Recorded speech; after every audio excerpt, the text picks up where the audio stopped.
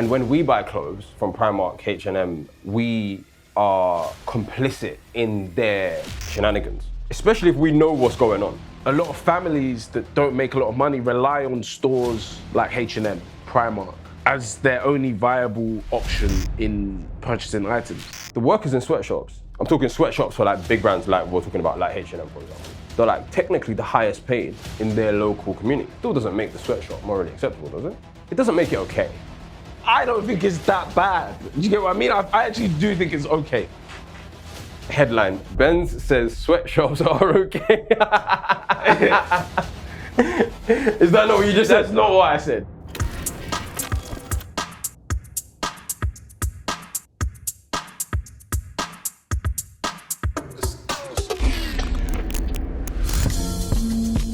All right, welcome to you. Welcome to Think Twice.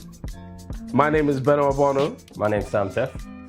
And today we're gonna discuss fashion. Obviously, we're stylish young brothers. Put it on. You know what I'm talking about. We're stylish young brothers, and fashion is obviously a very important thing in our world, in everybody's world, because we all have to wear clothes. So we wanted to discuss the morality of fashion and what is like right and wrong, and discuss things surrounding labor, discussing fashion trends, and if you were like a fashion clothing business owner, what would you do in a particular scenario? That is what we'll do today. Welcome to the new people watching. We appreciate you. And let's get cracking with the first question. Is it acceptable to buy clothes made by cheap and unfair labor? It isn't. However, I think... Hold on. Did you say it isn't acceptable? It is not acceptable. Come on. However, let me finish. Let me land. However, I think it's misplaced to put the blame on the consumer, because what is affordable out there and what is readily accessible is clothes made by cheap and unfair labor. So to me, I put the blame on the companies and the industry as opposed to the consumers. What do you think? I think, of course, this is acceptable. Yeah? Yeah. Like, how? Acceptable for the consumer to buy, yeah? Yeah. Okay. And there was two main reasons. There's one reason I wanted to put in, but I know you'll dig holes in that one. I got you second guessing. Yeah, you'll dig holes in that one. Actually, let me even talk about it. It was sort of about how China, how if you start with like sort of a quick and easy economy, once it grows, you can then become more ethical. But I thought you would dig holes in that joint, so I left that one out. So the two main ones, it's out.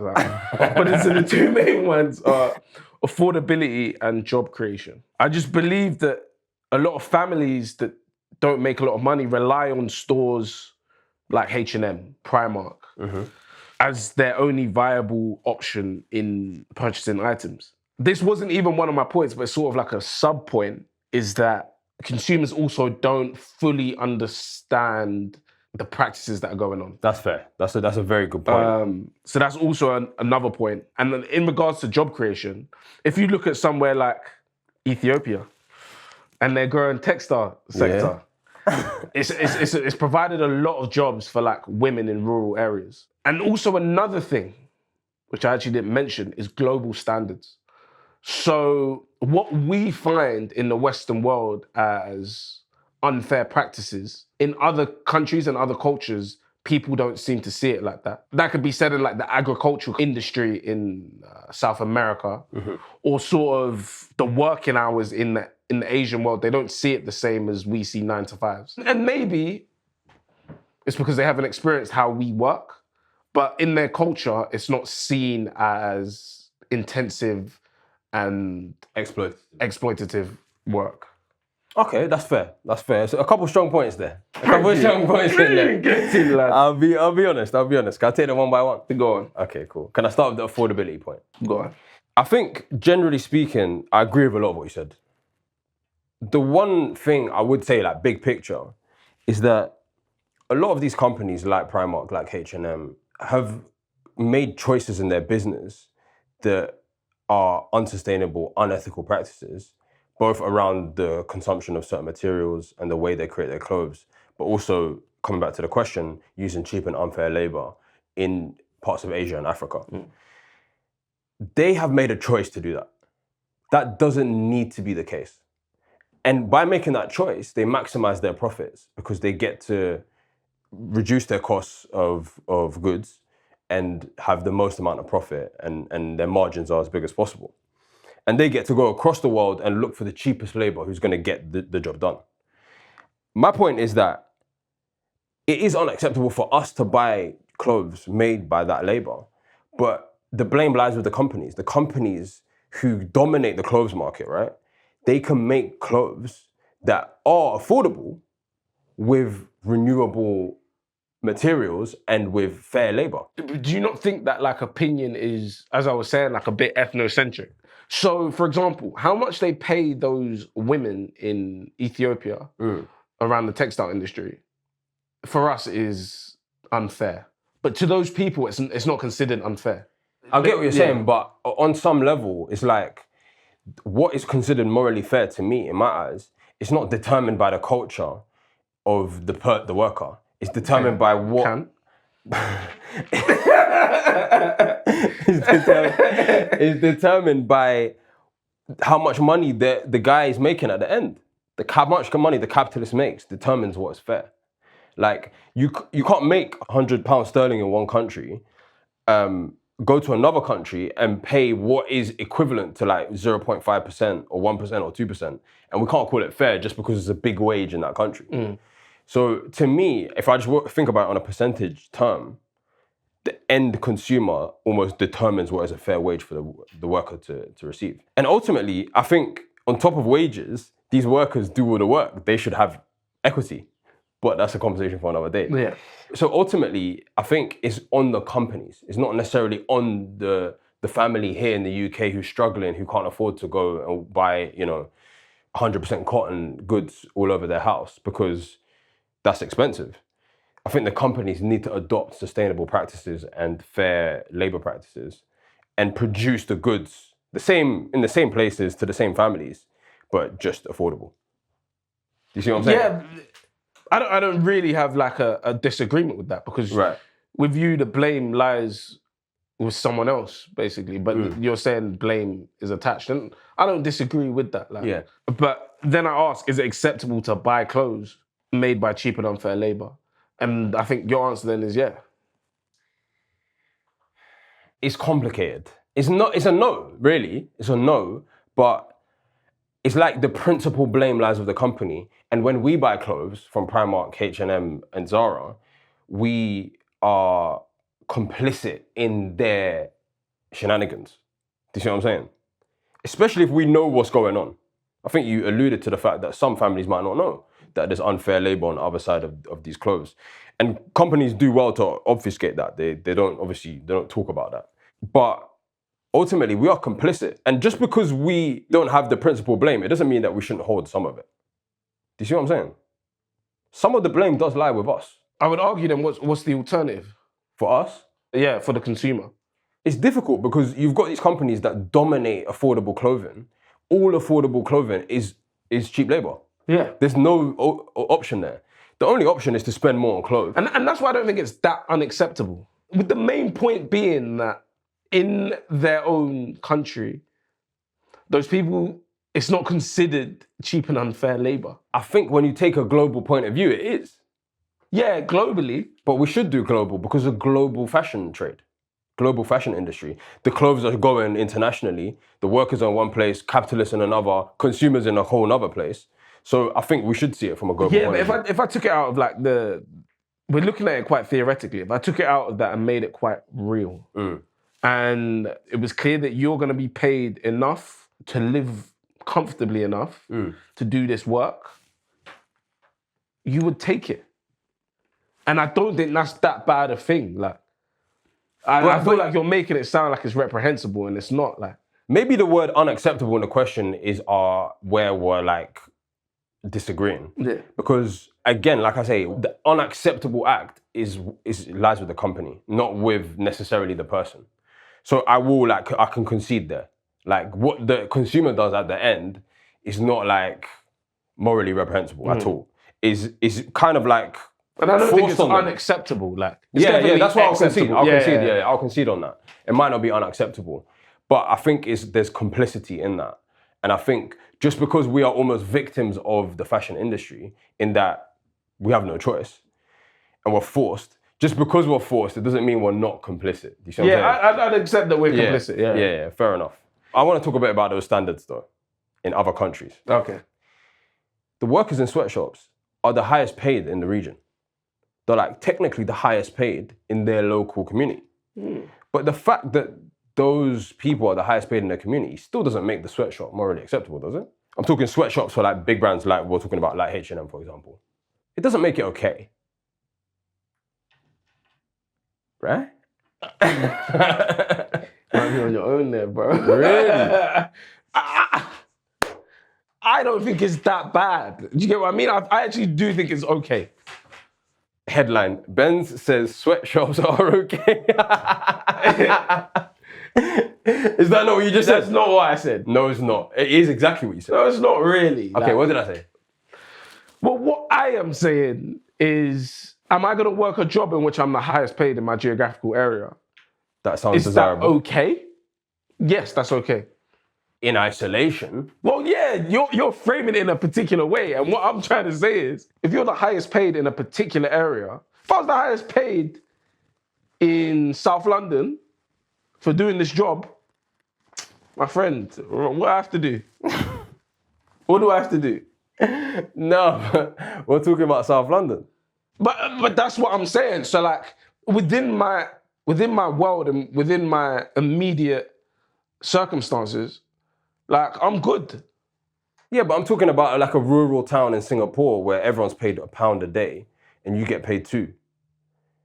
It's double everyone else, but like it's still outrageous when the garments that you create are sold for thousands in Europe. You asked if it could be okay. And I said it could be okay. Could it be better? I'm not saying it couldn't be better. Right. And I'd argue for it to be better. Yeah. But is it I know okay? you would, yeah. What's wrong with just saying it's not okay? It exists, it happens, but we can say it's not good enough and we want it to get better.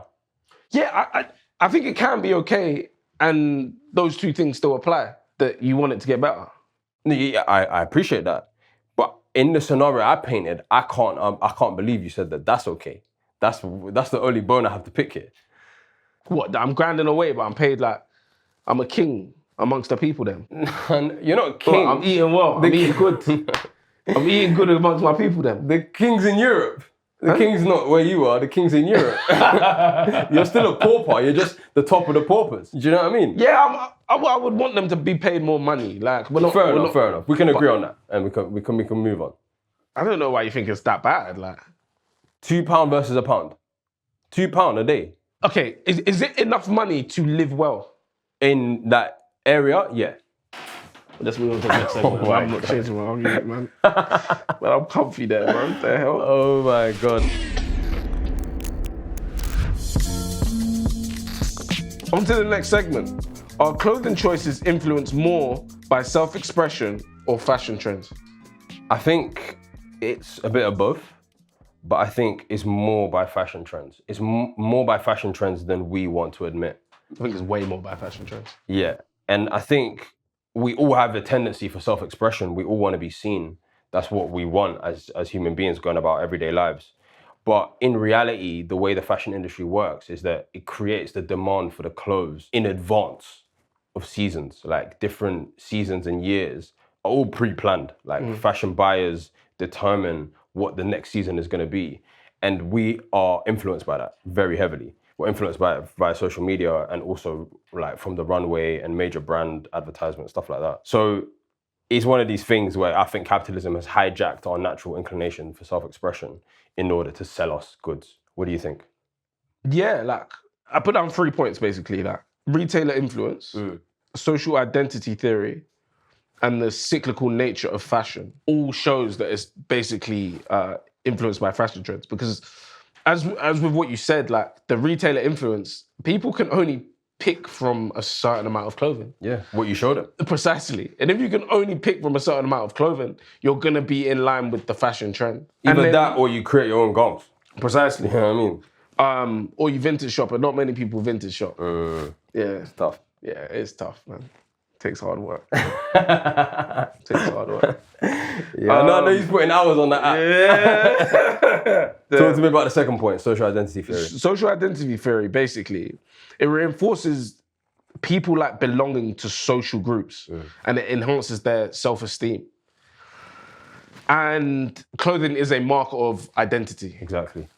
And so, like, when you see people in Gothic clothing, it's because they want to be attached to a particular group, or people in Supreme, it's because they want to be attached to a cooler group or be seen as that. Yeah. Or like even non-branded clothing, people want to be attached to the idea of non-branded clothing. So you're always going to be influenced by the brands that make what you want to be seen as by. And the third thing, which is the cyclical nature of fashion, means you get things like jorts that come back into fashion. Yeah. They haven't changed. Yeah, same thing. They haven't changed since the 90s, but for a particular time, not many people wore them, which was probably around the 2010s. People didn't wear them because they weren't in fashion. But they haven't changed from the noughties to today. The actual design of them haven't changed at all. But a lot of people wore them then, and then a lot of people wear them now. And that's because they're probably worn by more influential people, and then people now deem them to be cooler again. 100%. 100%. And those 3 points showed that it's most likely fashion trends and it's not really self-expression. I don't even know if self-expression comes through the fashion trend that you might choose. Yeah. But it's generally fashion trends. Yeah. I think you're absolutely right on all three counts. It's one of these things where when you talk to people about their fashion sense and the clothes they pick, people don't want to admit how much they have been influenced by fashion trends or the fact that they saw that influencer wear this thing and they've now picked that up, or they saw it on this Pinterest board and like that's why they're doing it, or they saw their friend wear something. But you're right, everyone wants to be seen, everyone wants to feel like they belong to a group. And it's like a visual marker of like, I am part of that group, or I am the guy who doesn't wear branded clothes because I'm different. You're signaling, right? And I think I agree with you that fashion trends is more of a factor than a lot of people want to admit. It's like cardigans. At some point, cardigans were seen to be a bit effeminate, right? If you went back 20 years, you wouldn't find a man wearing a cardigan because it was deemed to be effeminate. And if you spoke to any man at that time, 20 years ago, he's been influenced by society. He's been influenced by the dominant fashion trends at that time, which is men don't wear cardigans. This is for the ladies. And it would take a very, very brave person or like a real pioneer to like break that trend and go and wear that cardigan. But now it seems to be, it's just normal. It's just, you slide that on, it's not a thing. And that's because fashion made that acceptable. Exactly.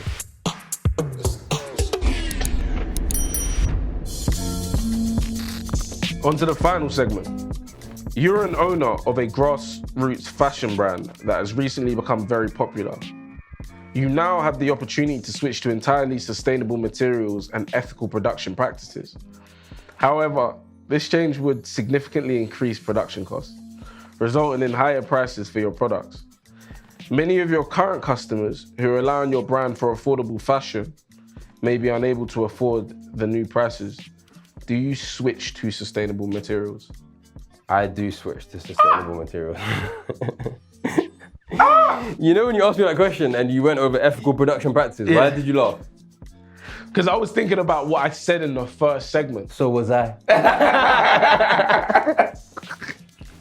It sounds a bit like you're admitting, you're telling yourself a little bit that cheap, unfair labor is an unethical production practice. That's what it sounds like to me.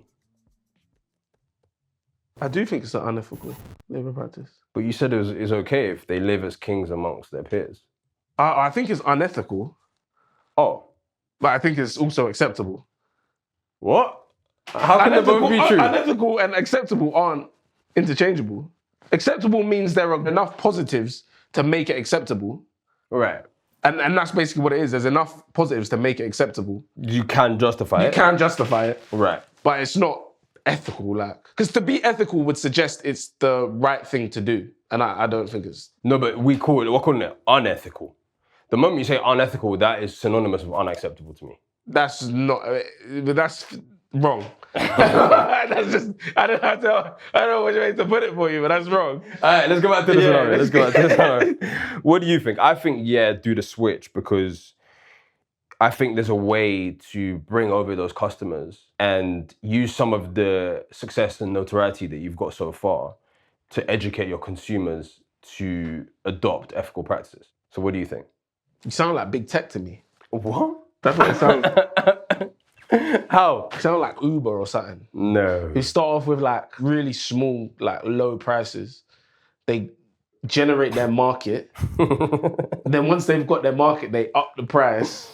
And then they've got them anyway, and people aren't going away from what they've just done. No. And that's what it sounds like you're doing to me. You can't call me big tech. No, that's crazy. It sounds crazy. disgusting, really. No, it's like a switch and bait. What? That's you, bro. That's a slur. And you know that'll get me riled up. Switch. That's it, a bait and switch. That's it. Bro. Yeah, man. Yeah, so what would man, you do? Cool. I'm keeping it the same for my people then. They've brought me here. They brought me to the point where I could change. And I feel my loyalty lies towards my customers who brought me here. Slowly we'll try and do that if possible. Okay. But my king loyalty lies to the people that got us here. And I'll probably slowly start to put ranges in that are more expensive and not have as many that are affordable clothing because of what comes with it. The idea that I'm just gonna alienate those guys, it's just never gonna happen. I hear that, but like you don't have to actively alienate them. Like you can do things like you're saying, have price tiers for a bit. Like I do get the gradual switch. I'm with that. Don't look at me as if I've conceded. You conceded as well. I've conceded. We're meeting in the middle. We're meeting in the middle. Because you're saying you would eventually try to get to a place where you could have sustainable practices. Yeah, because right? I think that's the right thing to do. That's the morally correct thing to do. I can't do away with the people that have got me to a position where I can sort of make such a decision. I think that's the overarching point.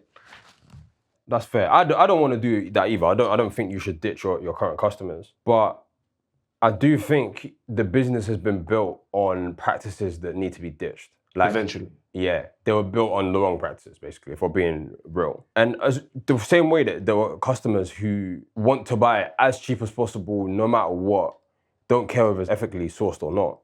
There will be customers that want stuff that's ethically sourced. You know what I mean? It's not like you're upping and just dashing all your progress so far. I think you can use the capital that you've gained so far to even bring some of those customers along for the ethical route via discounts for a bit, like just a bit, the first season, first year or whatever. And by doing that, you get them accustomed to buying sustainable products. So when you say, do you switch to sustainable materials? And you said yes, I assume that meant like pretty rapidly, pretty close. Yeah, pretty rapidly, like as long as it takes, I think it will take a few months to set your new supply chain up. But as soon as you can, you do. Yeah. And I use the money that I need to use to discount. If I have to discount for our current customer base, fine. Yeah, but what if you lose money? Like, because I know that's all good in theory. Like, No. Don't doubt me. I would do that. Even if you lost money? Of course I'll lose money. Even switching to sustainable, you're going to lose money. Long term. No, long term you'll make money. Or that's the plan. Like, sure, but you wouldn't make as much as if you did never precisely, switch. Yeah. So I'm already sacrificing money. Yeah, but that's fine. That's fine to sacrifice the money as long as you stay in profit. But I mean, you're going to lose money by subsidizing. That's the price of doing business sustainably. Otherwise, don't be in the business. I'm not sure about that one, mate. If you're a grassroots fashion company that's just started, you're willing to lose money at like close to the inception of your company. I can't see how you would do that. But it's all right to say that because you're never in that situation. I guess in my mind though, I'm now very popular and I've established myself through this new popularity. Yeah, like you're established, but in comparison to like fashion brands, you're very early. You're very early. How many years? Well, we're talking grassroots, right? So we're talking that you couldn't be running for longer than 5-6 years. I think at the 6-year mark, well, grassroots and that our roots are grassroots, but we're an established fashion brand here. 5-6 is not established. You sure? I'm pretty certain, like. How would you say, what, 10, 15? What, to be like a comfortable fashion brand that's lasted the test of time? Yeah. I'd probably say, 15. I just think like, we can't delay like doing the ethical thing until we have enough money to do it. I think it needs to be baked into like the roots of a company and the DNA of that company. It's not something that we can do when we can afford to do it. It's a non-negotiable for me. Do you get? Well, you're never running a fashion brand anyway. So. We'll see. Give me time. All right, cool. Thank you for joining us this week. Hopefully you enjoyed that, and we'll see you next week. Take care. God bless you.